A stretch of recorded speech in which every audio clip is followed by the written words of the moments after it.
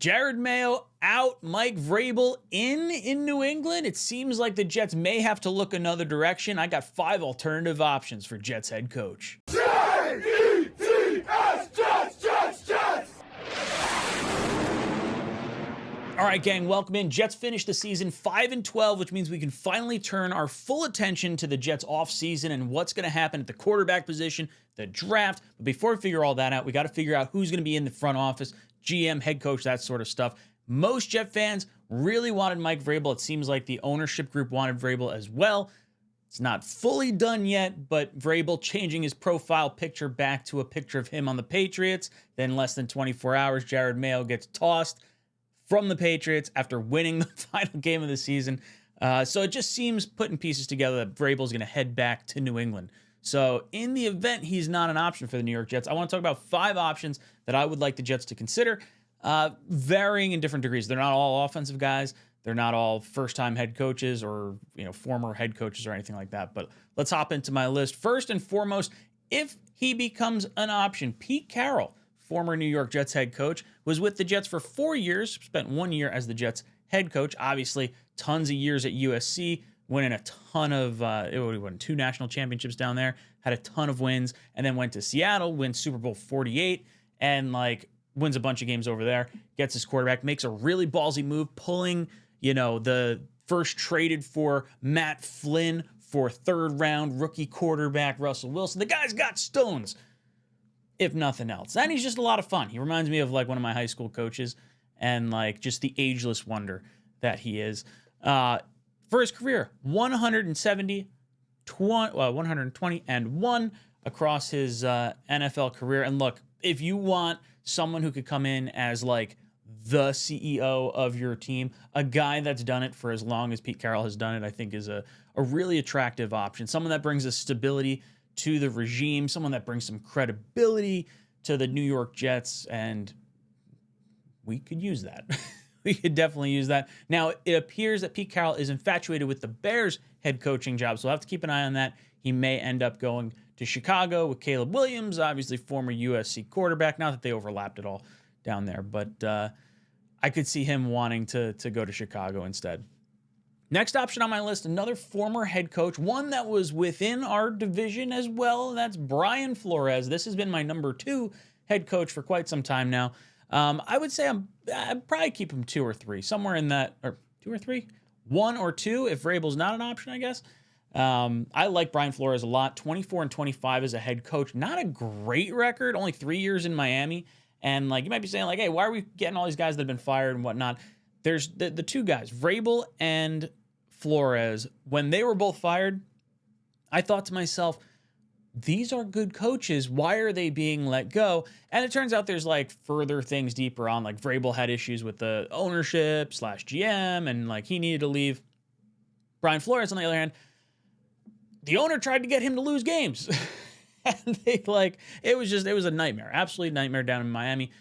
Dolphins got docked a 1st round pick and a 3rd round pick for tampering with Sean Payton and Tom Brady at the time.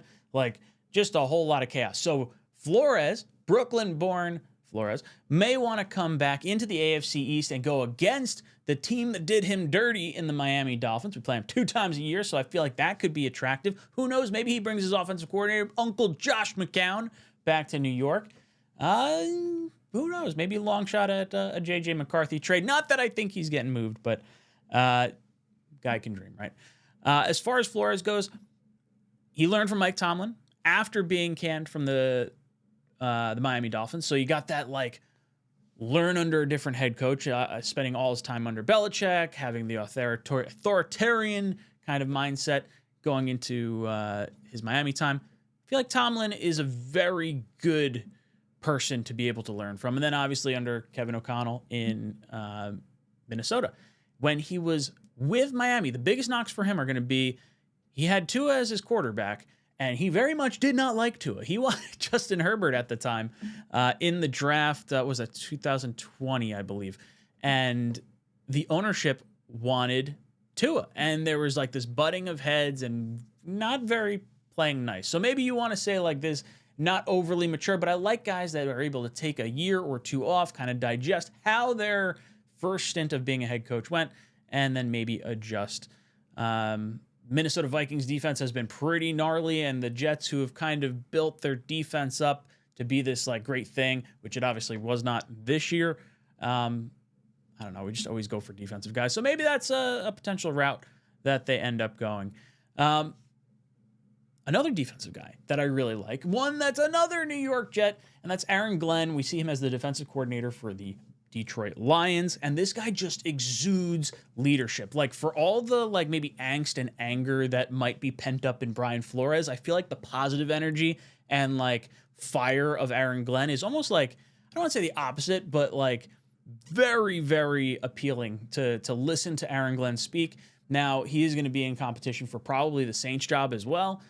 I've heard rumors that he would like the New York Jets job. He played his career here. He started as the number 12 overall pick in whatever draft, early 90s, mid 90s, whatever it was, playing quarterback with us. So maybe a little Sauce Gardner, role model to look up for. Who knows? Scouting background, was a scout for the Jets, was the GM of like a Texas league down in, I think it was Houston. As far as an offensive coordinator he could bring in, I mean, literally anyone from that Detroit Lions offensive staff would be fantastic, but someone who he does have ties with could be John Morton. This was brought up by Michael Nania of Jets X Factor, and it kind of is appealing to me. John Morton was our offensive coordinator under Todd Bowles back when we had Josh McCown as our quarterback, and we actually had like that was probably the best offense we've seen, short of like Fitzpatrick and like Aaron Rodgers on like the sort of other ends of it.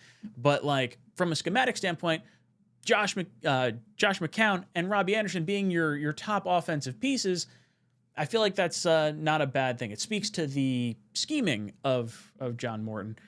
So I'd like to see that. And I would just consider him a leader of men, not to mention his defense was absolutely littered with injuries this past year, and they're still like biting ankles or whatever. What was it? Biting kneecaps, I think was Dan Campbell's phrase. Very, very impressive year from Mr. Aaron Glenn. Now, on the offensive side of the ball, two guys that I want to talk about. First one, Liam Coen from the Tampa Bay Buccaneers, part of the McVay tree over in LA, was the offensive coordinator for McVay.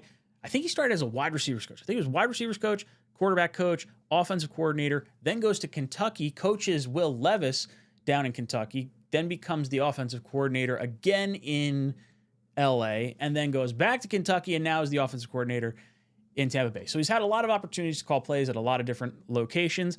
And for a guy that was supposed to like take a step back in Baker Mayfield this year because they lost their offensive coordinator to Carolina and whatnot, I think it's impressive to see just how efficient this Buccaneers team is. I mean, they score so many points and have so many yards, like literally every game. I'm jealous about it. And like my only fear is that Todd Bowles is potentially in his ear saying like, maybe you don't want to pick the Jets because Todd Bowles knows what goes on in New York, whether that be good or bad.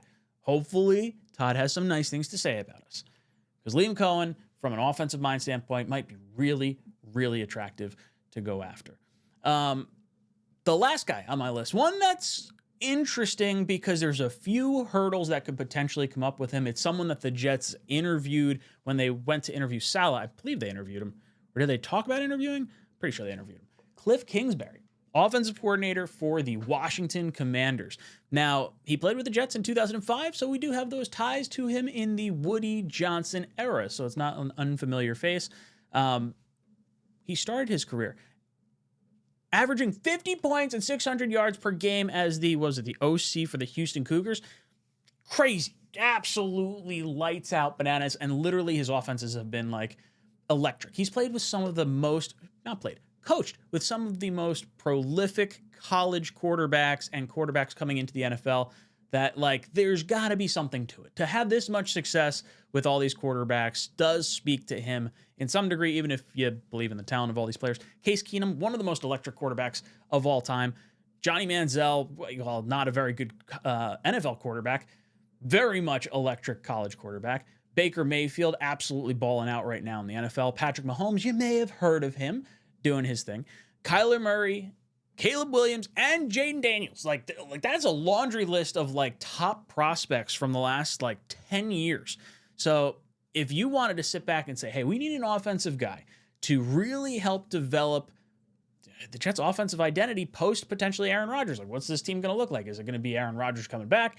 Is it going to be 1 year of Aaron Rodgers, but we're still grooming a quarterback? What's it going to look like, right? Jordan Travis does kind of have some of the potential features of like a Jaden Daniels or a Caleb Williams, where they're a little crafty and getting outside the pocket and making plays down the field and whatnot. So maybe that's something that they consider, or maybe they want to bring in another player, maybe like a Justin Fields. Maybe they want to bring in someone like a Jalen Milroe or a Jackson Dart or something in the draft. I would not mind Cliff as the head coach.